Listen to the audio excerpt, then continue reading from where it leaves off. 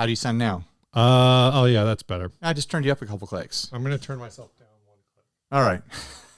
All right. Now that we've solved that, on with the show.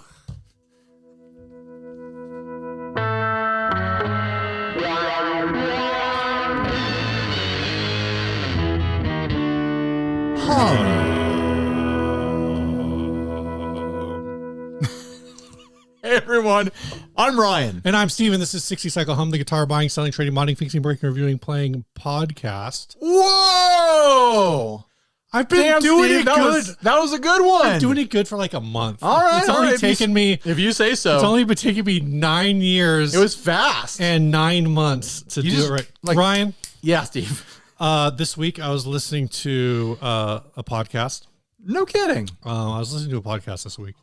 And since we're later in the episode, we're going to talk about innovation.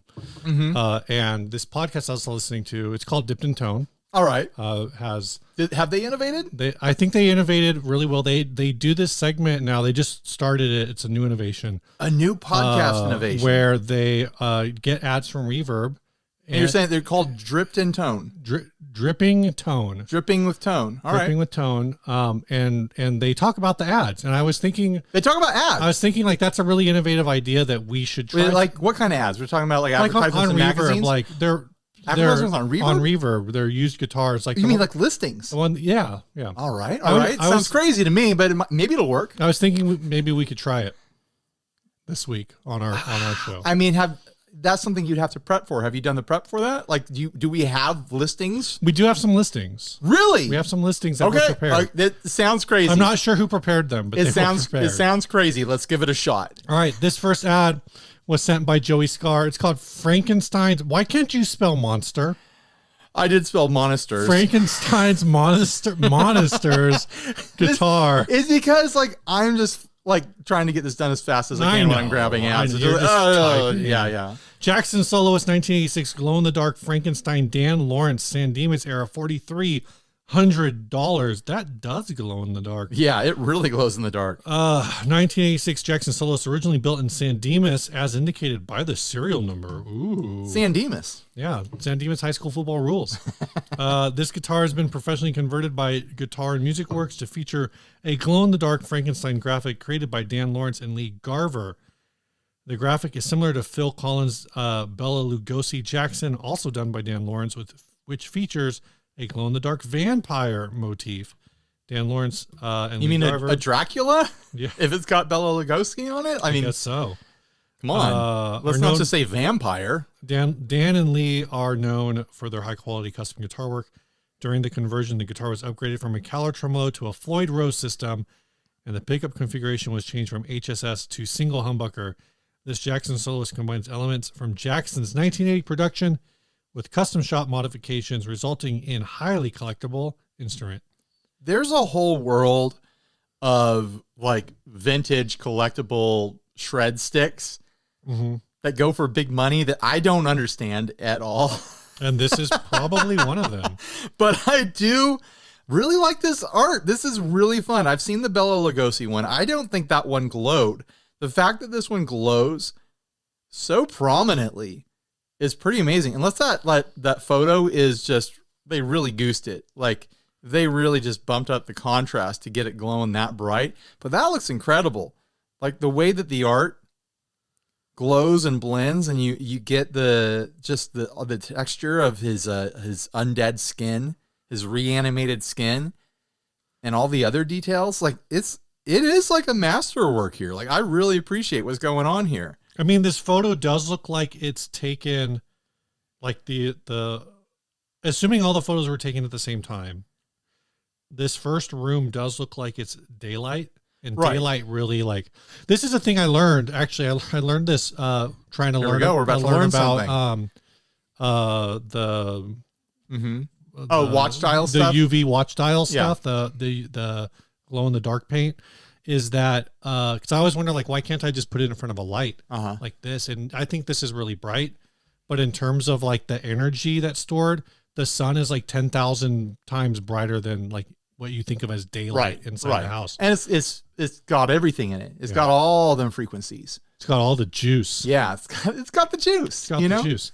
It's the sun. So it does make me wonder, like maybe if this was getting sunlight into the house and then they just took it into a bathroom or something to finish the photography, maybe that's why it came out so good.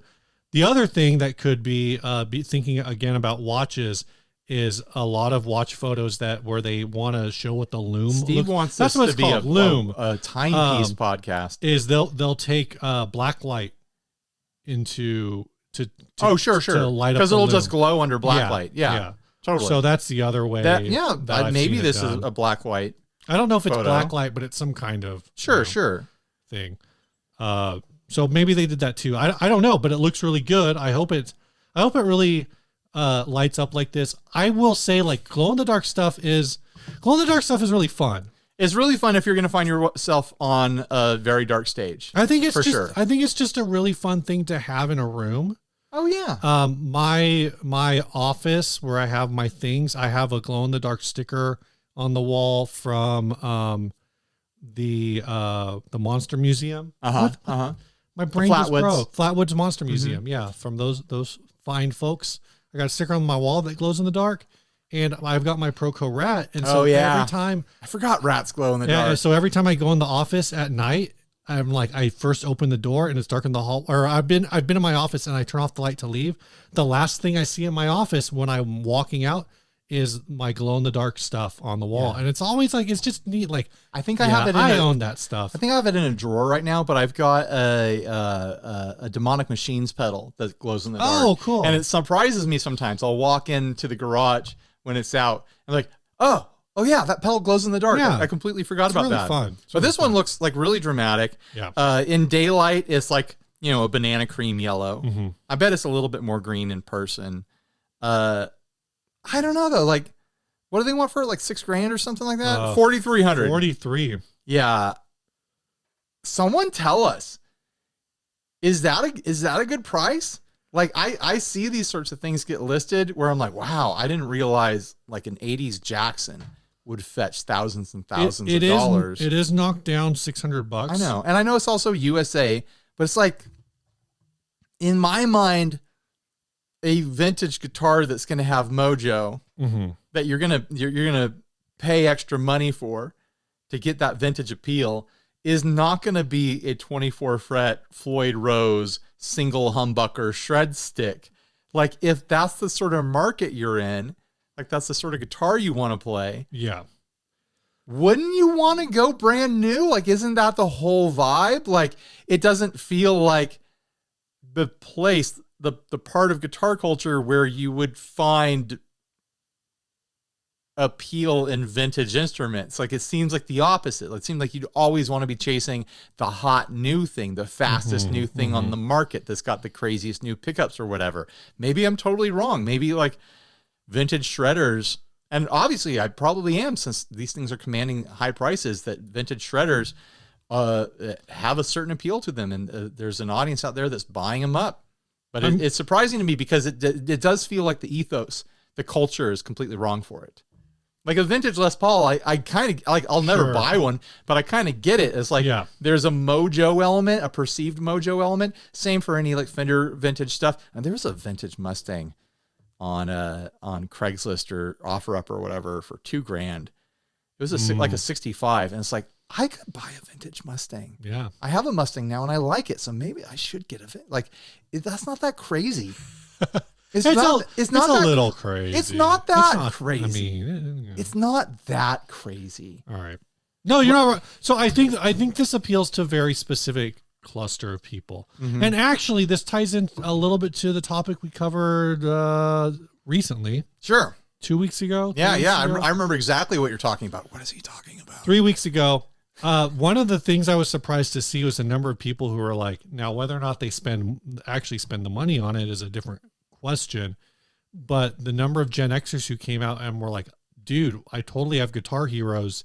Why do you think Eddie Van Halen is still a household name? It's because of Gen X. Sure, but it's like, it's a different vibe. It is a different vibe than like Hendrix and Gilmore. We're like looking back 3 weeks ago now. But my point is like the people who are like big time Van Halen fans are also fans of the kinds of bands that were playing Jackson soloists in 1986. Right. Who might still, Phil McKnight when Badlands started, he was saying that one of the reasons that he got involved with Badlands is because nobody was making Jackson style guitars in the United States.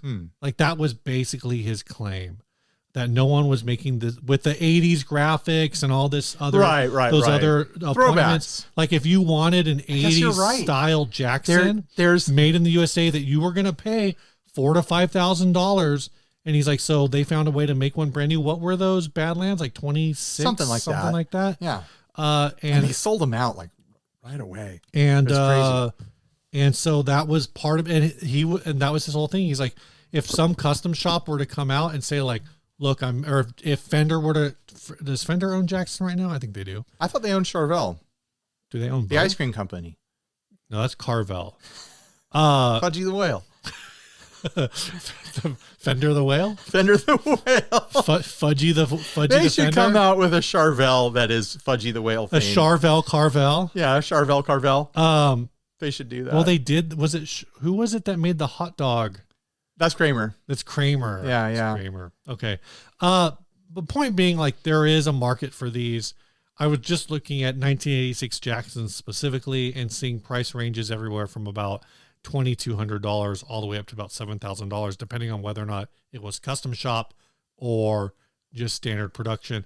The claim here is that this is a standard production guitar, but it's got a custom shop finish on it, and it's got some tweaks that the custom shop guys did. So it's like it's the bastard child, right?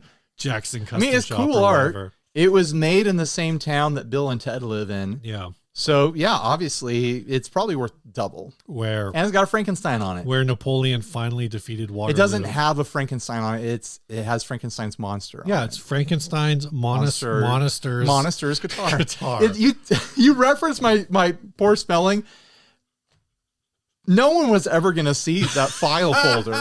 You're the only one who's going to see that I made a typo in a file folder. Because I just thought it made me think of that band Måneskin.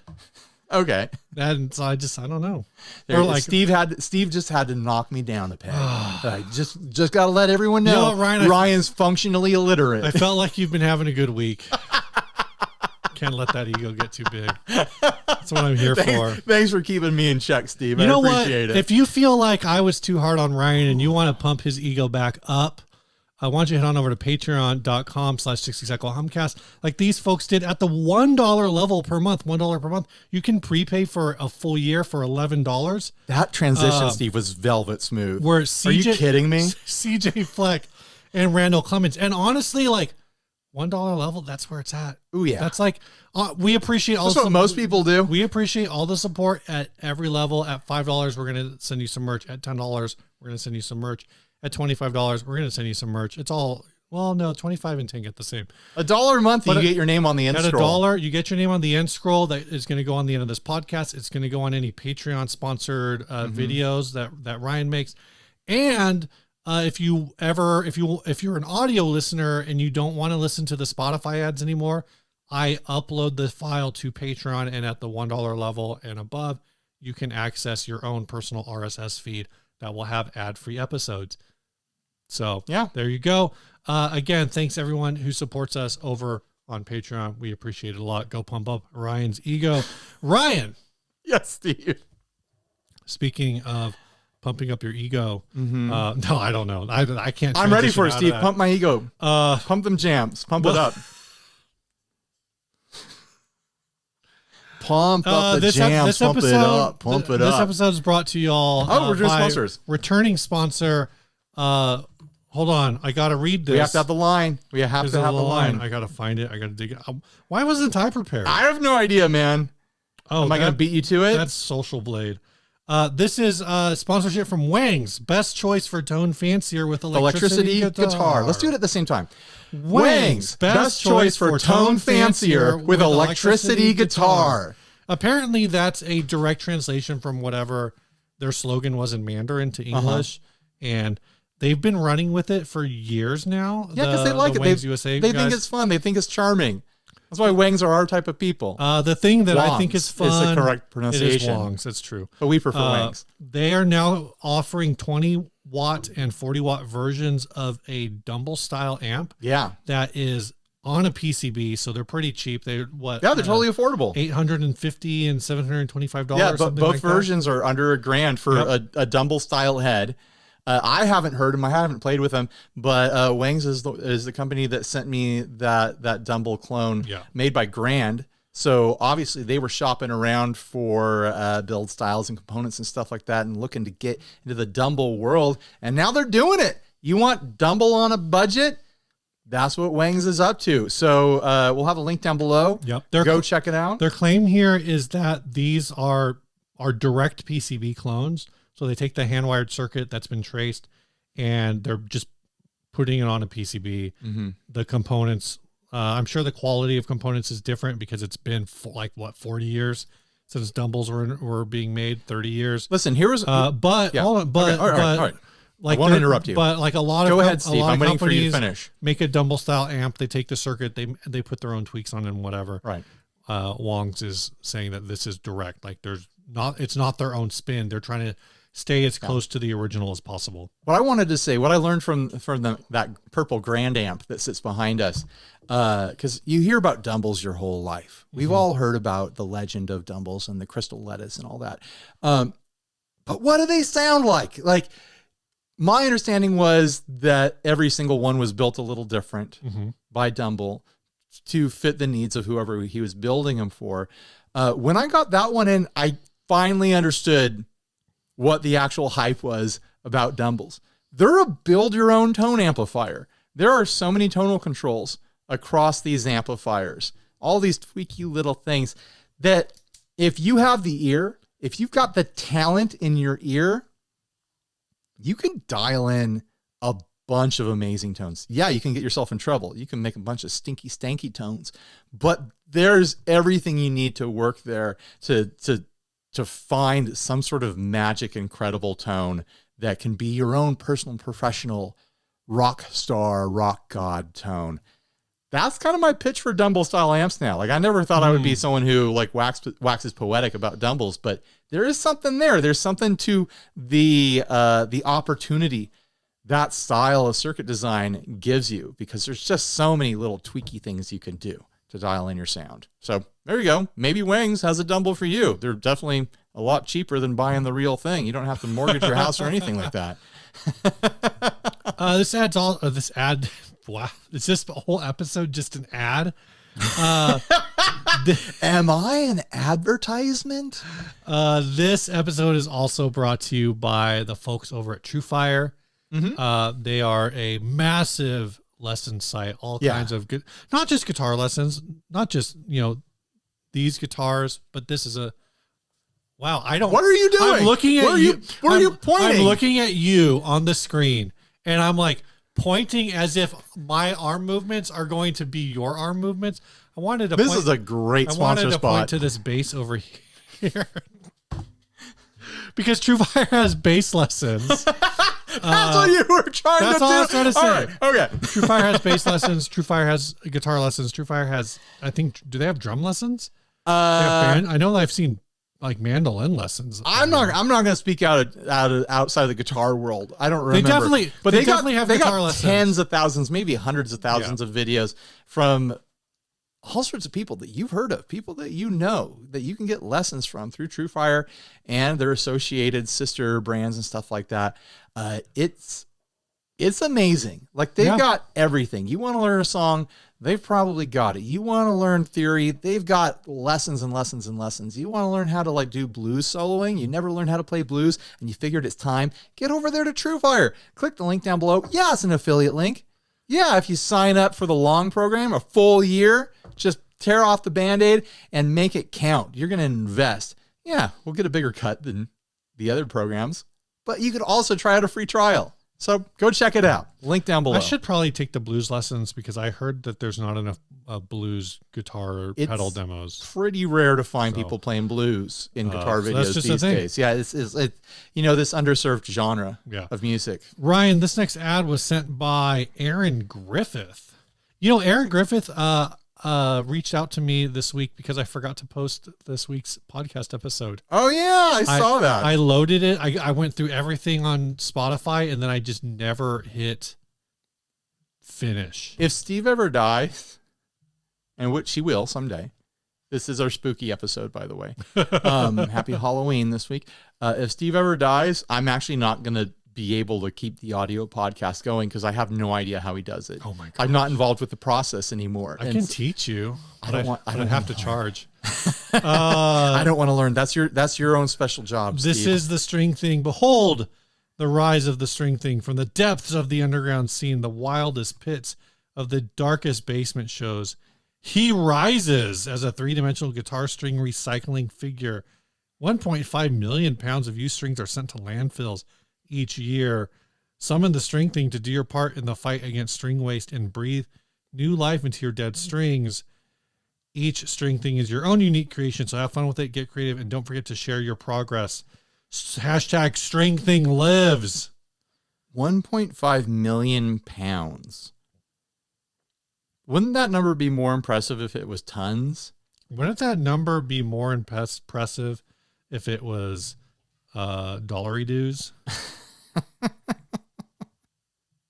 All right, we're making monetary jokes now. This I've been seeing this product come up. What's the conversion to Canadian? That's what I want to know. I don't know.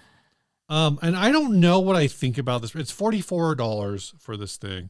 They're telling you, like, here's the thing, and this is the string thing, but here's the thing, like, this is not going to prevent your strings from ending up in a landfill. There's just going to be a little plastic guy in the middle of all of them. Yeah.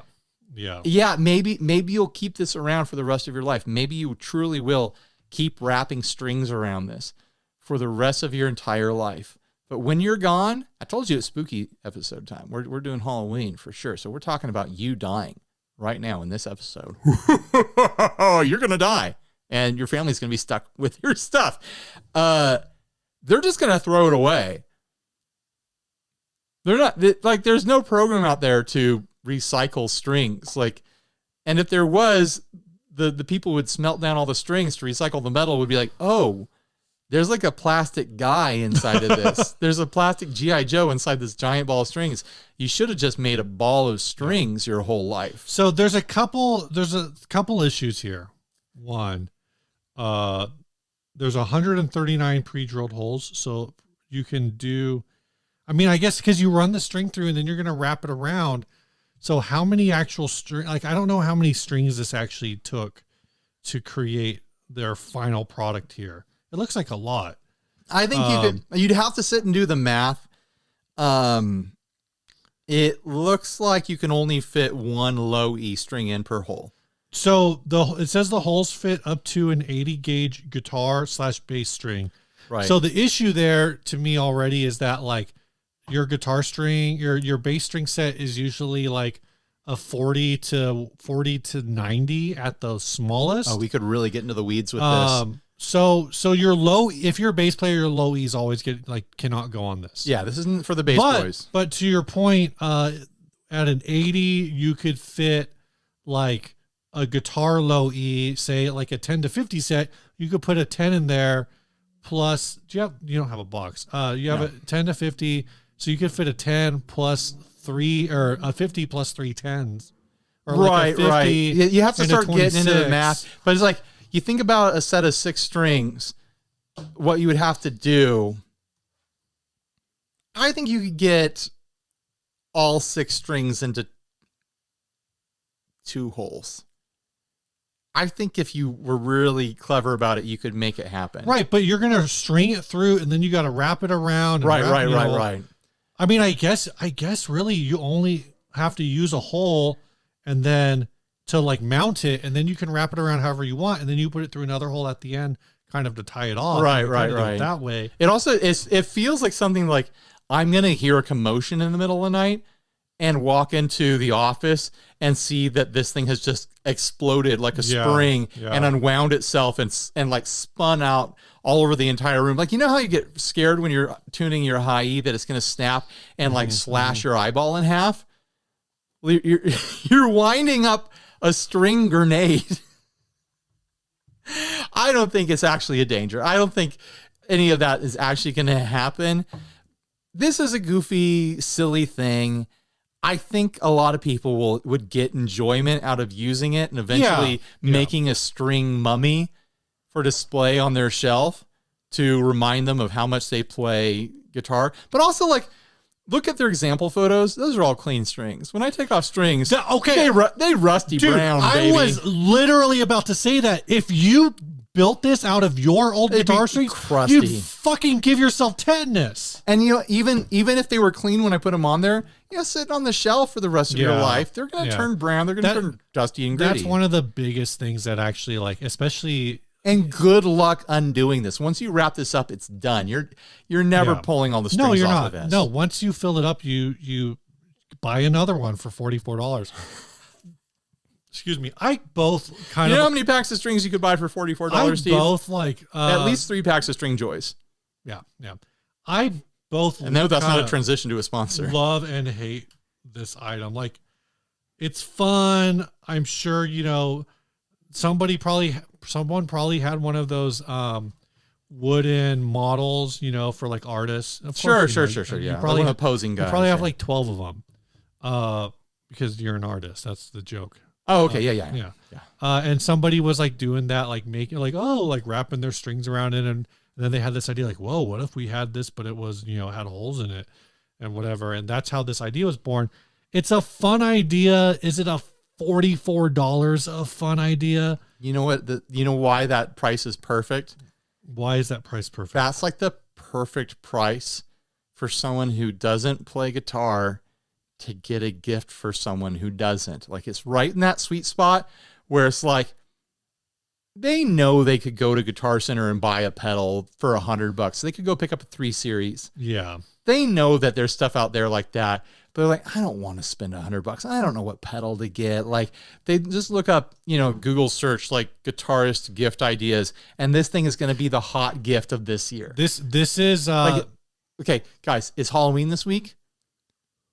Hit us up in January. Let us know how many of you got the string thing as a Christmas gift. I bet it's going to be rampant. That's actually a really good point. Like, you think about, especially like, I'm talking Mummy's Curse. Parents of teenagers, even though I was told this week that zero members of Generation Z play guitar. That's what I was told this week. Zero. According to my sister, like, most of her friends that are women, or women at this point, they're not girls anymore. Right. And she's squarely Gen Z. Mm-hmm. Most of them own a guitar. Yeah. Most of them have most of them have learned how to play. They own a guitar, Ryan, but do they have the testosterone for content string required to be a rock star? That's the question. Gosh, what even is a rock star anymore? I hope not. Everything I'm saying sounds totally insane, but trust me, the person who was saying it was more insane. Oh my gosh.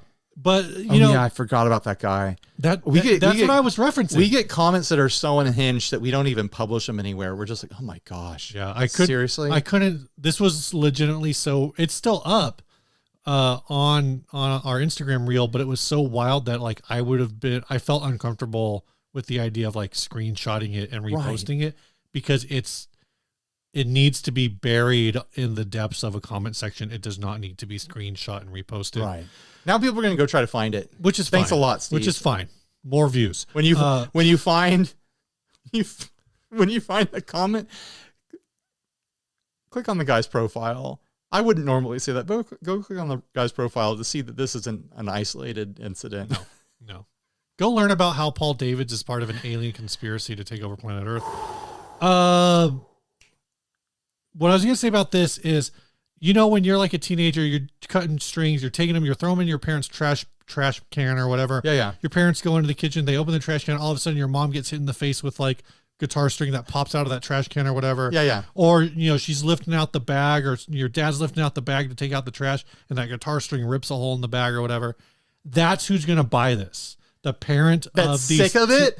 They're like, hey, instead of throwing your guitar strings in the trash, ruin and trash day I for me. bought you a little action Bought figure. you a little thing to attach them to. Here you go. That's who this is for. And if the person they're purchasing this for is also like a Funko Pop collector or like an action figure collector, it's a slam dunk gift. It's a no-brainer. They can put this up on their wall. You're gonna buy people a bunch of plastic crap for Christmas anyways. Like, I guess this isn't that bad in comparison to what it could be. You can buy this. You can put it up on your wall in between your waifus and your Monkey D. Luffy's. I don't even know what that is. Anime figures. Right. Are those things like Gundams or something? Monkey D. Luffy. I've never heard those words before. The guy from One Piece. He's like the main character of One Piece. I've heard of One Piece. I haven't consumed any of that media. Waifus are. I've heard of waifus. Okay, yeah. All right. I'm glad I don't have to explain waifus to you. I know Brian too.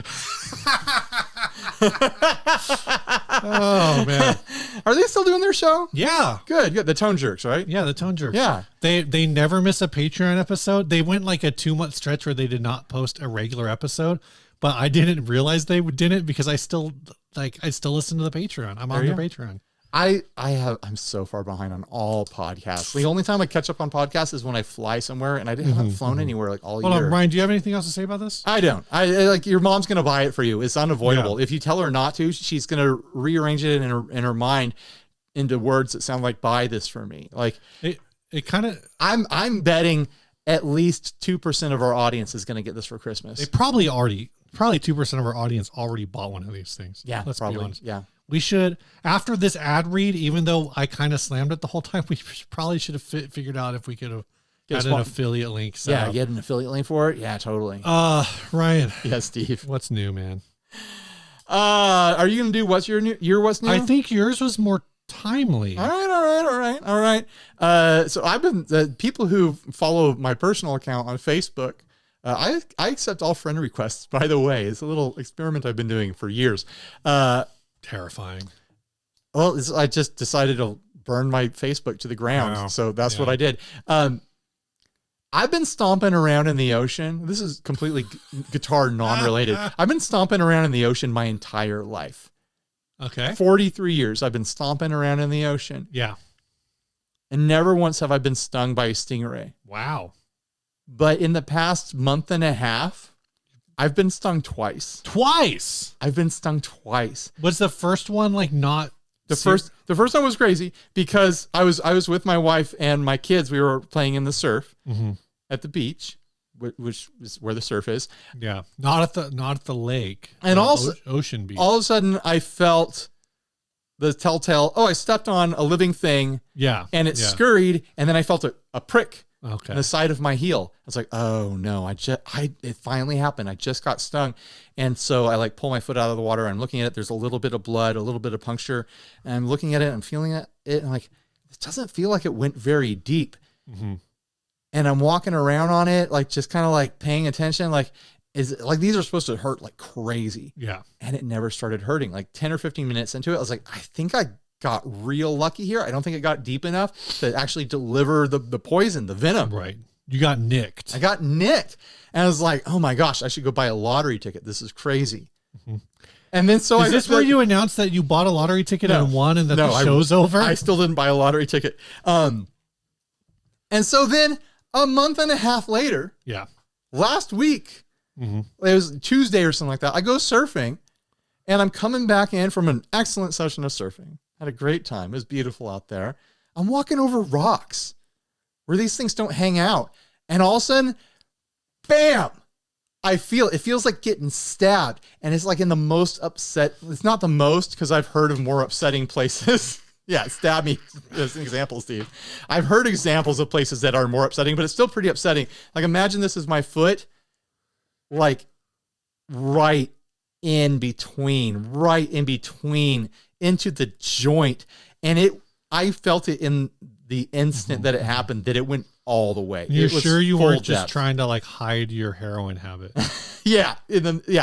as I was coming in from surfing. That's what I was doing. I was shooting up. What beach? I'm just it's a little geography. Oh, you know what? I've never been to Swami's. You never been to Swami's? No. How long have we been friends? And I never took you to Swami's. Oh, maybe I've gone once. I think maybe I've gone once. Maybe. I don't know. But I don't want to go downstairs. I know it's long stairs. So immediately I'm like, this one's going to count. Yeah. This one's for real. I'm feeling it hurt really bad right off the bat. And Swami's is a beach where I hiked a bit down the beach to get there. It's not crazy, but it's still like a long walk back to the stairs that are big stairs that go up a cliffside to get down to this beach. And then thankfully I was parked right there in the parking lot. But it was like this long ass walk where my foot like is hurting more and more and more with each passing minute. And then I'm a good 35-minute drive away from home. Mm-hmm. I'm by myself. So I text my wife. I tried to call her. She wouldn't answer, probably because she was running around with the kids or whatever. I text her, I've been stung. I'm coming home. Wish me luck. And then as I'm driving, thankfully it wasn't my gas foot. Yeah. And the car that I had is an automatic, so I didn't have to clutch or anything like that. But I'm driving and it comes in waves where it's just like this swell of pain that was making me yelp out loud. Like I was leaving like a 1-star review. Like it was making me shout and like shiver and scream as this pain was starting to set into my leg while I'm trying to drive home. And like my affected leg is flying around. So if my driving foot had gotten hit, I would have had to just pull over and like call my wife to come get me and abandon the car somewhere. Don't they tell you to like flag a lifeguard or something? The thing is, it was a Tuesday and there wasn't a lifeguard there because it wasn't a weekend. Oh, that's wild. Yeah. And it's a surfing beach. So like the lifeguards that get stationed there, they got cushy jobs and they don't need to station people there throughout the week because like it's just surfers showing up, right? And they can save themselves. It's people who you assume know what they're doing. Right. So yeah, I went home and it just got worse and worse and worse. By the end of the day, I was laying in bed, just writhing and shouting. I'm like, I don't experience pain like that. Like, sure. I'm not someone who like you're ginger, pain resistant. Genetics, like big reactions. And like when it was all done, like I told Lauren, like, you got to go get stung now so you can tell me how close that is to childbirth. Wow. Because that was insane. Well, and that's why she's not here tonight. She left you after that comment. But like even the aftermath, like I could barely walk on my foot for at least 2 days. Mm-hmm, mm-hmm. And then the third day, like it was really uncomfortable. But I could at least get around. And on the fourth day I went surfing again. And then coming out of the water, because of course I went back to Swami's. It's my go-to beach most of the time, especially on small days. There's a dude at the lifeguard tower because it's a Saturday. The lifeguard is there. There's a dude in the lifeguard tower with his foot in a bucket because he got stung there too. I think there's there's just a whole army of stingrays at Swami's right now. But when I went back on Saturday, like I was being real careful. I was like not touching the ground if I did not need to. Like I'm gonna be freaked out for the rest of my life now because it hurt crazy bad. Yeah, it was insane. That's how Crocodile guy.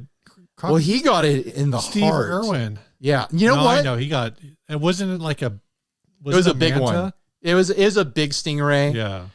Oh, and it only takes a couple inches to get through your ribs into the heart anyway. So like it was. Here's the thought that I've had about Australians and stingrays since. I have no.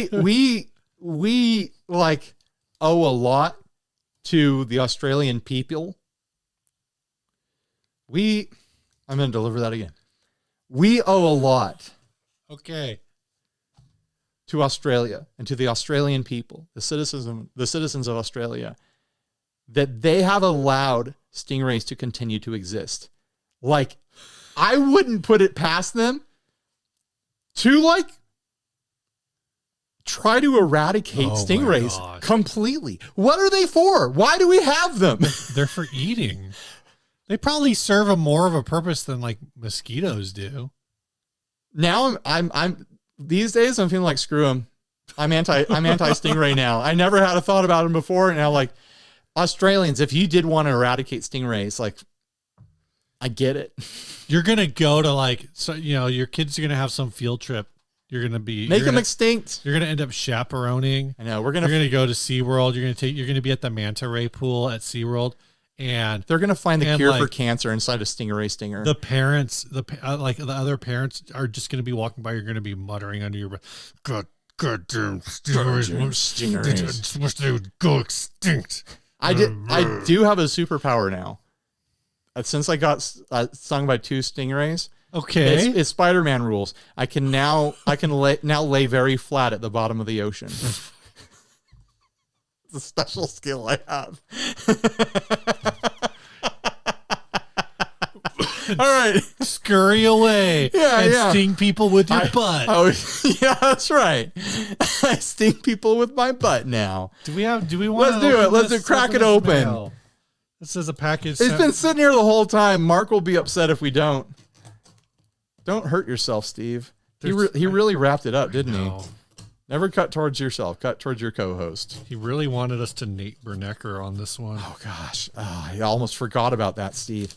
Call back to the early days of the show where, like, someone Nate did a live stream on the Facebook group of him opening something, unboxing something, and he turned his hand into a puppet. Speaking of puppets. Oh, gosh. And, like, oh, man, legendary moment, but we all felt so bad. So awful. What did he send? I don't know. It's a pedal-sized box. Hi, Ryan and Steve. Here's a Kuvave that happens to have just one more knob. I remember this. I did a handful of these a couple years ago. I probably should have sent you one right away. Now you can do a shootout with the little bear and see whether they're both just identical clones of the Z-Vex woolly mammoth. I wired the pinch knob backwards so it gates more as you turn clockwise. I used logarithmic 1 meg pots instead of the 500K resistor to account for component tolerances. You should get the original Kuvave sound with the knob between 1 and 2 o'clock. I found no good way to attach the pot to the crowded circuit board, so I just super glued it to the board in the case. I hope it holds up. I can email you some photographs. I remember when he was doing these mods. He bought a few of these and was just experimenting. I actually bought a bunch of little micro pots to try to do this sort of mod myself, and I just never got around to it, and I don't even know where that little bag of pots are now. Top one. Yeah, exactly. Did he send that too? He sent a little extra pot. So you can do your own. Yeah, I guess so. This one doesn't say 60 cycle hum on it. No. How many Kuvaves am I gonna collect in my life? I guess you could collect this one. How many do you have? I think I've only got the one now. I gave away one as hoop jumpers, and I actually gave the original Kuvave, the very first one that I bought. I gave that to Andy Ferris. Oh. So he's got cool. The OG Kuvave. He sold it on. He's the one that sold it on. Well, I don't know. Trying to peer pressure him to do his own Affordable series. Like the joke was like that he was licensing it from me, but I was just like I just gave him permission to like do Affordable videos, and then he never did it. So Andy, like you could still do it if you want, but he's doing great right now. So why would he do that? Why would he do my dumb old content? Yeah. Well, I think the idea of like comparing this to the old Kuvave, thank you, Mark, comparing it to the little bear is a lot of fun. Next time I crack open an Affordable video, I'll make sure to include that. Actually, the way I'll remember that is I'll put the Affordable is on the floor behind me. I will stack this on top of it. Excuse me. You know what that mod is, Ryan? What's that mod, Steve? It's innovation. And I got a question for you. Yes, Steve. Do guitarists even deserve innovation? Do guitarists deserve innovation? This is the one time that clickbait format might actually pay off for us, Steve. People might actually watch this video. We're giving RJ all kinds of good tent. Oh, we didn't even talk about that. We'll that talk about it at the end. We're doing a song at the end. Yeah, okay. We're going to play a song. Good. So not everyone. For the 5 people who make it to the end. No, I'm just kidding. A significant amount of people on the internet. Yeah. Are so distressed. They're so upset. They have just so much self-righteous angst because Fender marketed the Ultra 2s under the title, under the ad copy, innovation never rests. And so everyone who has big feelings about advertisements and big feelings. Is this the one you were looking for? There we go. There's the one, the silhouettes. Which is, and it started also on Reddit. That was the teaser. People started dragging it before the guitars even got announced. So like, oh, Fender's making more Strats and Telecasters. Wow, what innovation. I know, I get it. Like, I fully say to you that I love this guitar, but there's no innovation here. I mean, but okay, go ahead. Okay, go ahead. All right, you tell me, Steve. Where's the innovation here? So I guess like from a broader, you're saying like what is new that no one's ever done? My big pitch. I can't think of a single guitar in my lifetime that actually has been innovative, and if there were, then it was like crazy neck shapes that never actually made it to like factory consumer grade guitars or whatever, or optical pickups that are like, when was the first optical pickup invented, in the 70s or the 80s or something? And it's like, it was an innovation. Now it's just an impossibility because people are just like, oh, we don't actually want that. No one's actually asking for that. So it doesn't get manufactured. I think there's a handful of true. What's a true innovation, Steve? Broadly applicable innovations. The Strandberg Enduro neck, I would probably put on that list. Sure. But we could find out that they weren't the first people to do it. Like, someone might pull up some instrument from the 1400s that's got a weird square shaped neck that's almost exactly the same, and it just never caught on. Like, but if you're innovating in the dark, are you saying if you innovate in the dark, it doesn't count? I mean,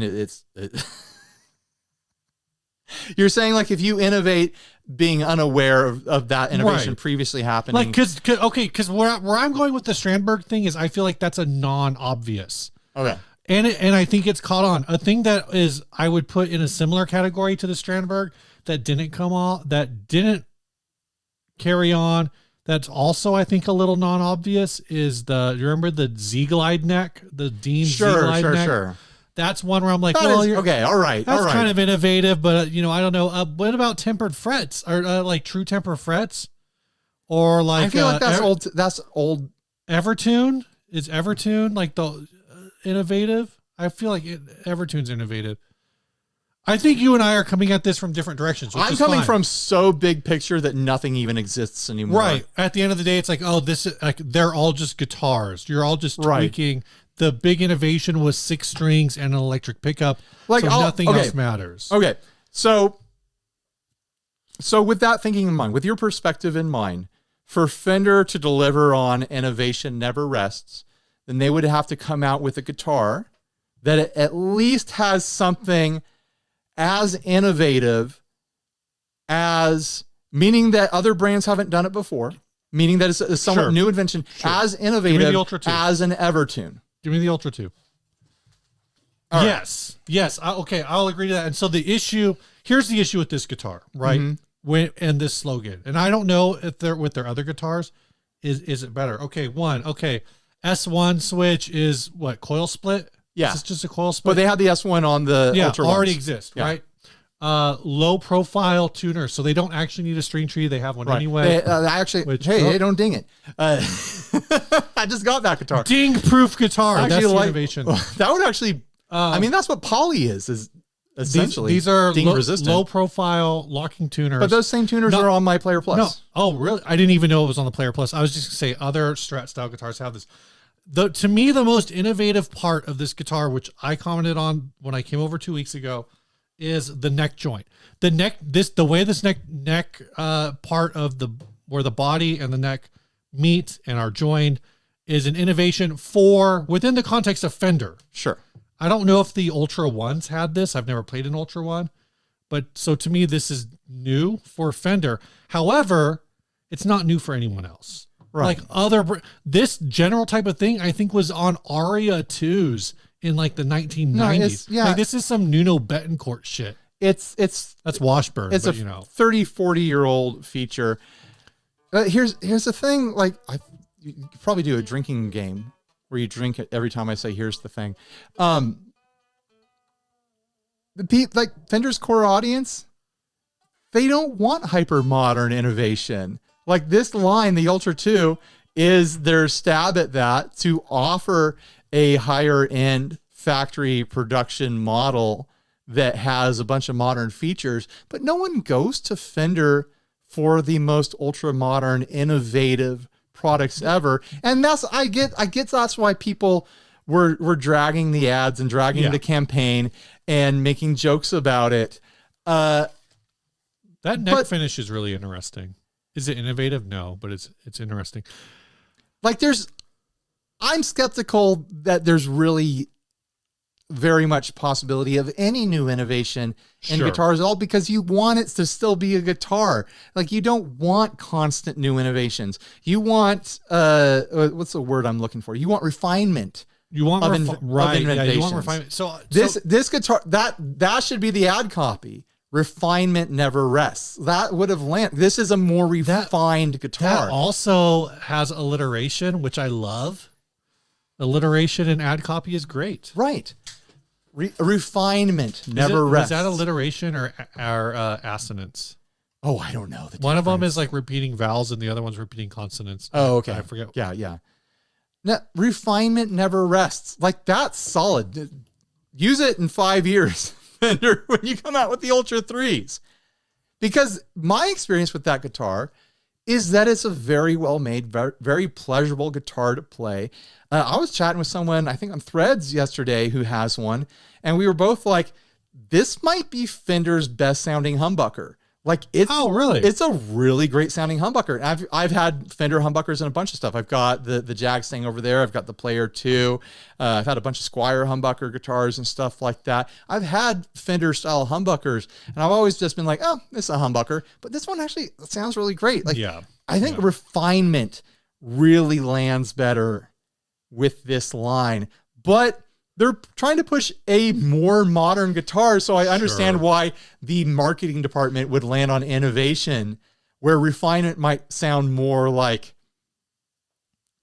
cork sniffery, like fine detail, and that's tricky because the Ultra 2 is set up to be their modern guitar. I mean, again, it sounds like should have been a performance line. It should have been like a line about being high performance or something like that. Simultaneously, it's like we are shilling this product while also talking about how bad the marketing. Okay, well here's my official. Because what I was gonna say is like, oh yeah, it's got a compound fretboard 10 to 14. Like that's really innovative. That's really not innovative. That's really nice. New for Fender. Like it's a really nice feature for Fender to add on. That it's also quarter sawn maple, and it's like a single piece. It doesn't have an actual fretboard. Oh, like, it's just a quarter sawn chunk of wood that they turned into a neck. Yeah, that's really cool.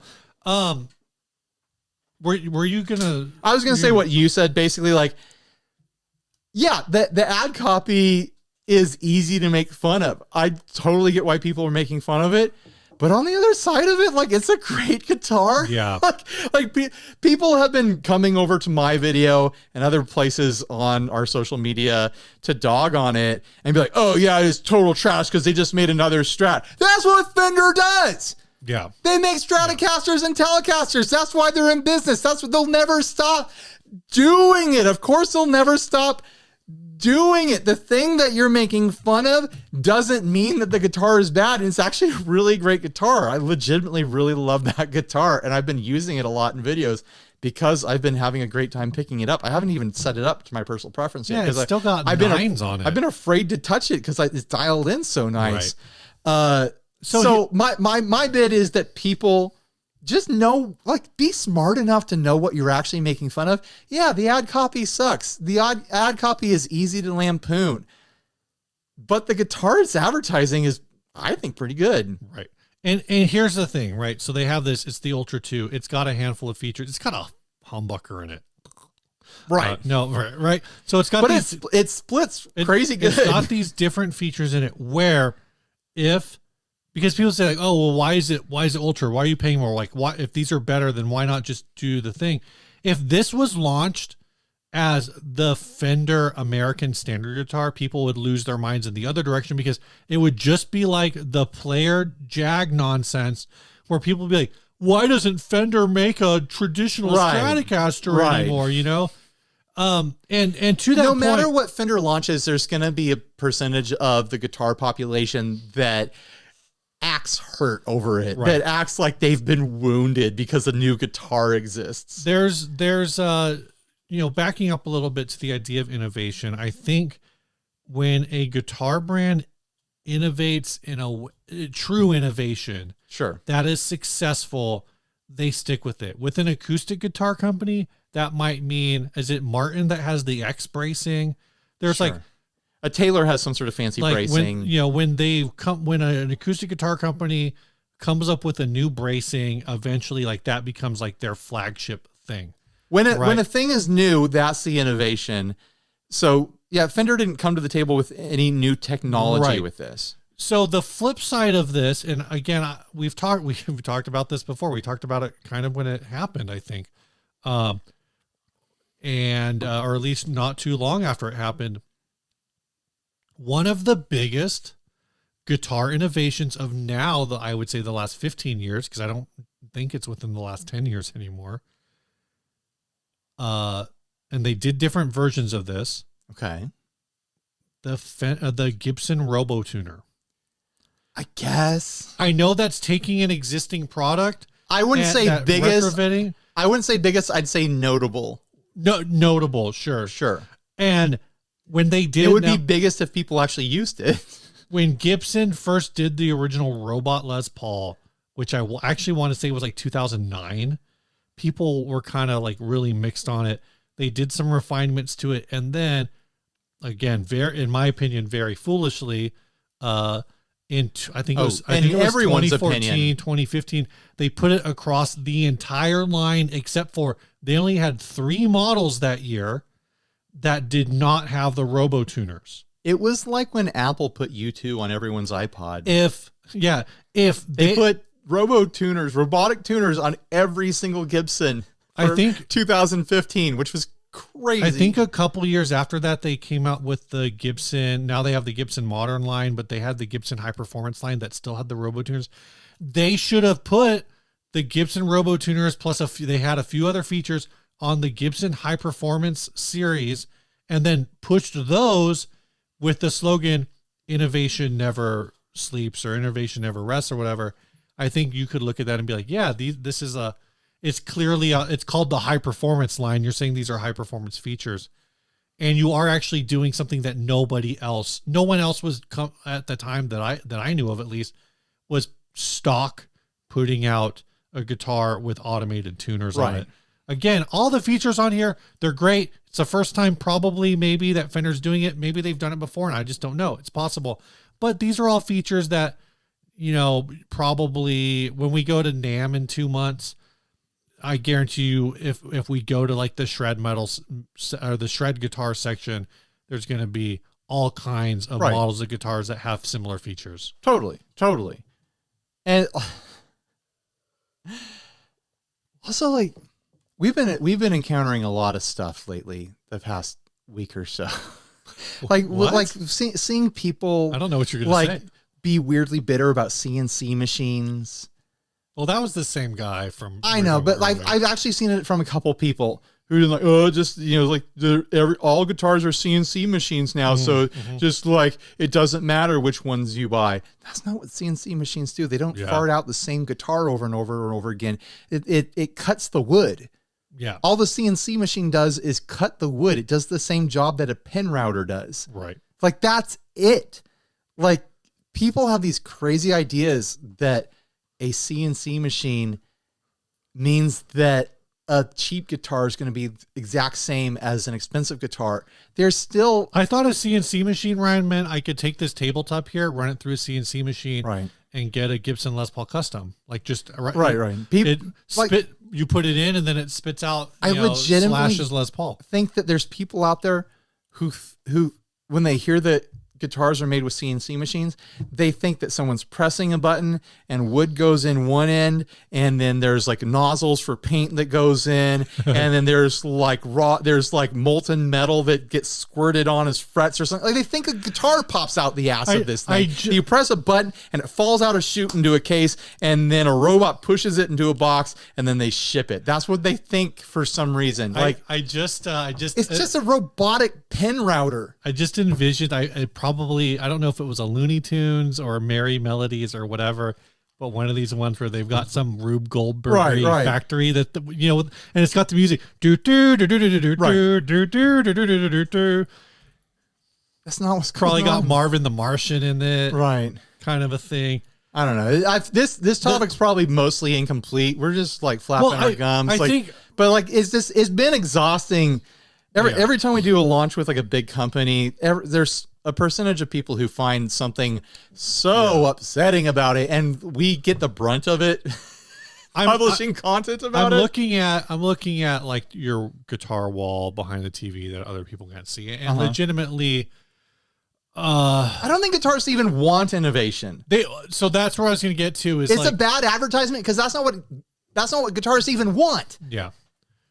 If guitar, like I said, be honest. Do you want innovation?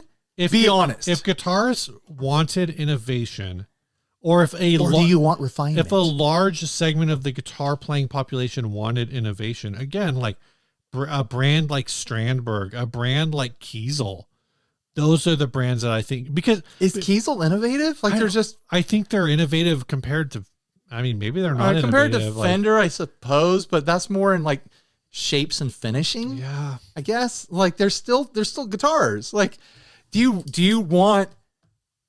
If you want innovation in your guitars, where do you want it? Do you want it in the neck? Do you want it in the bridge? You want it in the pickups? You want it in the body? You want it in the finish? You want it in the frets? And by the way, stainless steel frets are not innovation. Like if they'd put stainless steel frets, you don't think that's innovation on the Ultra 2s? I wouldn't have said that's innovation. No, it's existing tech. You can get it on $200 guitars. Yeah, you can go on Amazon and buy a $200 or $300 guitar with stainless steel frets these days. It's just a different version of a feature. I almost promise you that you don't want innovation. Like, tell me the thing where the thing on the guitar where you're like, they haven't done it yet for me. I need pickups to be innovated because I've never been happy with any pickups. I need bridges to be innovated because there's this huge problem I have with every single bridge. No bridge has ever solved it. Definitely a lot of, and again, this kind of goes back to the Gibson thing. Like Gibson was, if we agree that the robot tuner itself as a technology is an innovation to put it on a product and mass produce that product, it's almost like it's innovating for a problem that barely exists. Right. So it's like, yeah, okay, you want a faster neck? Just go get an Ibanez. Oh, you want a faster neck on it? Like the innovation is just, again, it's like Fender is innovating within itself. It's not innovative in terms of the larger guitar market. But if that many Fender fanboys really wanted innovation, they would not be Fender fanboys. Right. They would be someone else. They would be a fan of something else. Right. And Fender knows their target market. They know if they went too crazy, then no one's going to buy it because people who buy Fender guitars are the people who like Fender style guitars, and Fender style guitars are not currently innovative. They were innovative in the 50s and the 60s. Probably the last, man, I'm thinking hard here. Probably you could even say the Fender guitars were innovative in the 70s. Probably the last big Fender innovation, the 2-point tremolo. Did they invent that? I don't know. No, they probably did it because they came after the Floyd Rose. Isn't the Floyd Rose a 2-point? I don't know when the 2-point trem got invented. I don't think it was on Fender guitars before like the 80s. And that's just someone saying, hey, why are there 6 screws? Could we do this with 2? Well, they go like, oh yeah, I guess it does work with 2. It moved it from being like a bridge or a screw and bridge pivot to being on like a knife edge pivot. Right. But again, I think Floyd Rose might have been doing that before Fender did. Maybe, I don't know. Like there Or have been Cowler. innovations. Most of them have been little upgrades to hardware, new ideas. Like a stage. What is it? The Evertune bridge is a standalone innovation, and like it, it's its own sort of thing. Would you say something like the first time a locking tuner was invented and implemented? That was an innovation. Would you say something like the Halon, those Halon bridges? Do you think those are innovative, or do you think they're just? I still need to install one. I'll get back to you on that. Tweaks on an existing design. It feels like a tweak on an existing design, but you could also say that about a 2-point trim versus a 6 You could say screw. it's innovation by inches. It's not like if innovation never rests, like why is it it takes you 3 years to make a minor tweak? I guess would kind of almost be that question, right? Right. Like if Fender had actually made an innovative guitar for their Ultra 2s, I don't think people would buy it. I don't think it would sell. Do you think that color? Why did a lot of people hate the color on that guitar too? You know what? I can admit, is that color innovative? Is that green? I consider it's chartreuse. It's gold. Is it chartreuse? Which is a slightly greenish gold. The way I think about it is like a margarita gold. It's like a margarita color, but it's kind of look at one in person. If you get a chance to look at one in person, like move it in the light, it has like a bit of a holographic element to it, like where it shifts a little bit yellow to blue, but not like dramatic, but like it has a depth to it that I enjoy this finish, but I can fully admit and fully realize that a lot of people wouldn't like this finish, which is why they also made red and blue. So go buy a red or blue one. I think, Ryan, you've already put this challenge out there, but legitimately, like, let us know what you think some of the great guitar innovations of the 21st century are. Sure. Drop them down in the comments. Yeah, we'll read them. Maybe we'll even reply to them. Any guitar innovations of the 21st century? Yeah, the Strandberg neck and the Evertune. When did the CNC machine...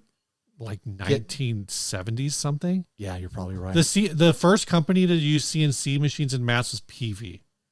Yeah, that's not an innovation so like anymore. Late 1970s. Yeah. All right. Excuse me. All right. Like is the Plek an innovation? Kind of, but it's just doing what people could already do. It's doing it with lasers. Well, so is a CNC. Someone with a straight edge could do what a Plek does. So someone with a router could do what a CNC does. Right.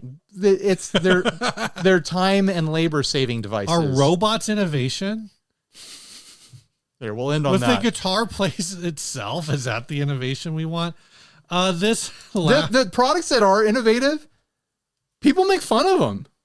Like there are innovative products. Like when Mira came out with the GTR one, like the string thing, we made fun of it. That's innovation. Is that innovation? Like most of the time when there's innovation, people are like, that's goofy. Yeah. Or sometimes the implementation is awkward. Or they just go like, maybe it's not goofy, or people just go like, I don't actually have a use for that. Yeah, like you bring up the Roland or the Moore GTR, that's the one with the built-in effects. Yeah, right? Everything's built into it. A guitar with built-in effects isn't innovative. They did that in the 70s. It's a novelty. But to your point, like it's kind of innovative because nobody had really put one out for the mass market in a long time, and yeah, it was kind of like people were like, well, I already have a pedal board. Why would I want this? You know? I'm just saying, most innovation, people don't want it. Ryan, this last ad was sent by Ralph. Thanks, Hi, Ralph. This is a Halloween Hellbox unique sound effects machine. One of a kind spooky music maker. Would be great for a Halloween spook house or for other sound effects. Was built by owner. I have more videos and pictures that I can message you that show more of the many eerie sounds someone can make with this. Just message me $100 now in Escondido. I wonder if they try to sell this every year. Like, oh, you think? They bring it out for Halloween and like, I should sell this thing. Someone's going to buy it for their haunted house, and then it never sells. It looks really big. Yeah, it's a big boy. It has, can I say it has two necks? I guess it does technically have two necks. And two pickups. It's got a 6-string situation and a 4-string. It's got a hurdy-gurdy sort of situation where there is a spinning wheel that activates the strings, that vibrates the strings. Yeah. There's a video that goes along with it of someone playing it, cranking the crank and using a slide like slowly going up the strings as they crank the hurdy-gurdy wheel, and it makes horror movie sounds. Yeah. Like this, like if you're a Foley artist or a soundtrack person, this is something that you want. But if you're that type of person, you maybe already like built one for yourself, maybe. It's got a little fidget spinner on it. It's got a door stopper. If I had infinite storage space in my life, I'd buy this. Why don't you have infinite storage space, man? Because I exist in reality. You got to download that mod. But it's got all sorts of it's got like a door stopper vibrator thing. It's got a spring reverb built into it. It's got an actual spring on it. It's got this like twisted up piece of metal that you can twang. I'm sure there's piezo pickups involved somewhere. Like, it's very rough and handmade looking, but this thing's going to make some crazy sounds. If you need a wild big ol' noisemaker for your room of requirement, this is the one for you. I'm in love with it. I think it's really cool. It's local too. Yeah. $100, Ryan. $100. I know, but where am I going to put it, Steve? No, don't look around. There's not space. There's no space here for something like this. What I need, here's the innovation that we need. Innovation never rests, Steve. We're awake, so we've got to innovate. I want a handheld hurdy-gurdy simulator. That's what I want. Like old tech style EBO, where the spinning wooden thing that I can hold on the strings and do the thing. That's what I want. And I want it I want the speed to vary like someone is cranking it. Gotcha. I want that like a creepy, spooky ghoul. You want somebody full Soulja Boying it. Yeah. But like the vibe has to be just right. I want some sort of innovation that allows me to simulate this sort of effect on a regular electric guitar. But also it's got all the springs and the slappy things and all the noisemaker elements too. Like, to be an old-timey guy with like a player piano and a bunch of weird sound effect making machines, and like that'd be the dream, right? Yeah. All right, Ryan, if we gotta do Adventurous I want to Club. take, like, if I bought this, I would take it down to Balboa Park and like busk with it on Halloween. Until the Popo show. Yeah, exactly. Until I get put in prison for making art publicly. All right. We've got 6 spooky ads to choose from, Steve. Yeah. I'm looking at the old ones. We are including ads from the last 3 episodes because we did a spooky ad each. We had that Hellraiser guitar. I just want to say to the person, whoever you are, who commented on this ad, because I said, something about how this guitar was played by Ray and Dave Davies. I know who they are. I don't know. I did not know that. I think Dave Davies worked on the Hellraiser soundtrack. Did he work on it? On like I think Hellraiser 3. All right. So I didn't know that connection apparently exists, but I thought it was like a connection that like Hellraiser movies have like a kink element to them.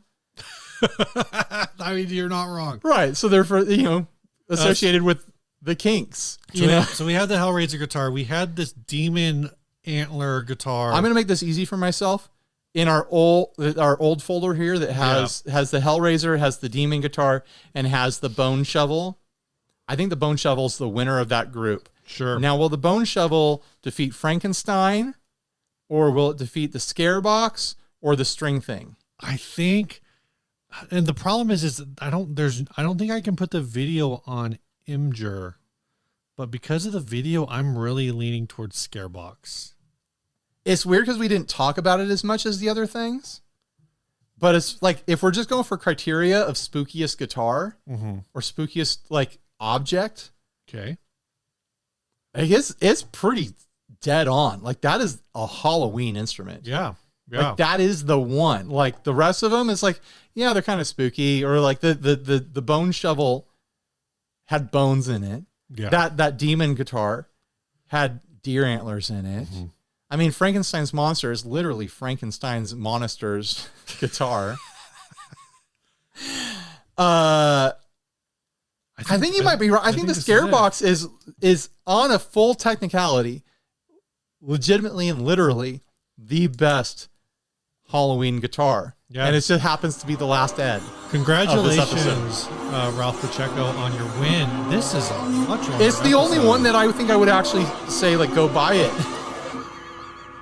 This is It's $100. It makes spooky Halloween sounds. It's a horror movie soundtrack machine. Yeah, it totally deserves it. it's So only congratulations. twice the price of the string thing. Right. However, it does not ship all over the country, which the string thing will. I feel like this has been a short episode, but I'm looking It's at been the long. clock, and It's been is a long not night. short episode. Yeah, we're gonna be here late. And I This gotta edit after this. Ew. I know, Why? because I got a launch in the morning, Steve. Oh, why not? That Keeley pedal launched Right. the day before this episode premiered. This song was sent by R.J. Smith. No, it was last week. That's right. There's another thing launching the day before this episode Oh, premieres. okay. This episode was sent by Robert Smith, not of The Cure. I told him I was going to make that joke. Our friend RJ. Our friend RJ, he sent this song. Also, we've been experimenting with him. If you've noticed on our social medias, on Instagram and YouTube Shorts, we've been doing a bunch of clips of the podcast. RJ's actually been editing those for us. So we're doing an experiment to see. It's something he's been begging us if he could do it. And we're finally like, okay, we'll let you see if we can do it. If it makes a big difference for us, after about a month, we're just going to keep doing it. And we're going to, figure out some sort of compensation from the Patreon fund. Let us know if you enjoy those when you see them. Comment on them. Let us know if it brightens your day or adds any value to your life. We'd like to know, like, if we should. We'd like to know if we should keep doing that. If we should keep having RJ edit shorts out of the podcast episodes. I mean, I feel like they add a lot. They keep the flow going. It seems like Personally. it seems like they have decent momentum. Yeah. So I'm feeling pretty positive about it. But he sent this song. He says, every year some friends and I release a Halloween-inspired EP. I used my Korg Volca FM going into the Melee by Walrus Audio, sold to me by Ryan. Yeah, that's for the the- melee I used to have. For the haunting lead in the chorus and as the dirty driving bass sound. And this is called the EP. It's a 3-song EP, 4-song EP, 4 songs. It's called Dark Days 3, and it's out on all streaming services. I'll have a link on there to it, but here is the song.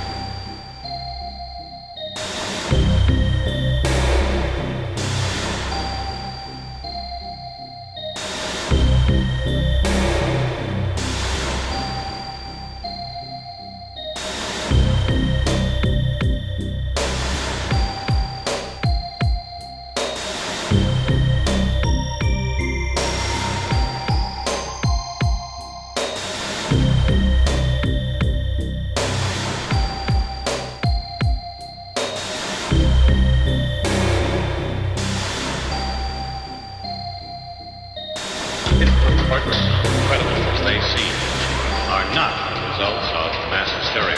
First eyewitness accounts of this grisly development came from people who were understandably frightened and almost incoherent.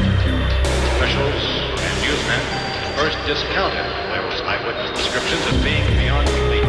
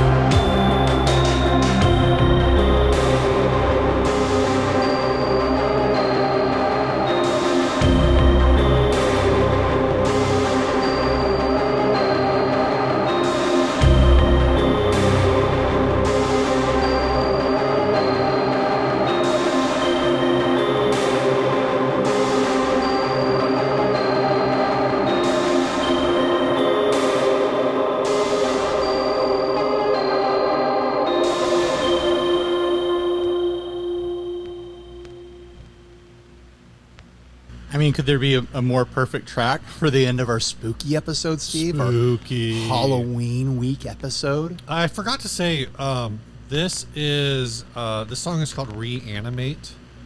The vocal part of that is from Night of the Living Dead. Mm. And of course. And RJ's synth, is this synthwave, dark wave? Yeah, sure. One of the waves.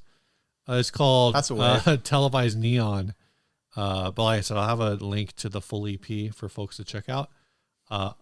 Again, we've said this before, like whatever music you're making, we want to hear it. Exactly. I was thinking about it during this, like if you're doing one of those like Justin Bieber slow down 800X artists, like you can not send us that. I don't know anything about that. It's like Maybe I want to hear it, Steve. It's like 20 minutes long. Oh, yeah. No, thank you. But maybe we'll play a 3-minute version of that. Sure. You know? Yeah. But yeah. We'll tap out eventually. Yeah. RJ, thanks for sending this in. And I hope the rest of y'all keep sending stuff in too. Yeah. Bye, everybody. Stay grounded.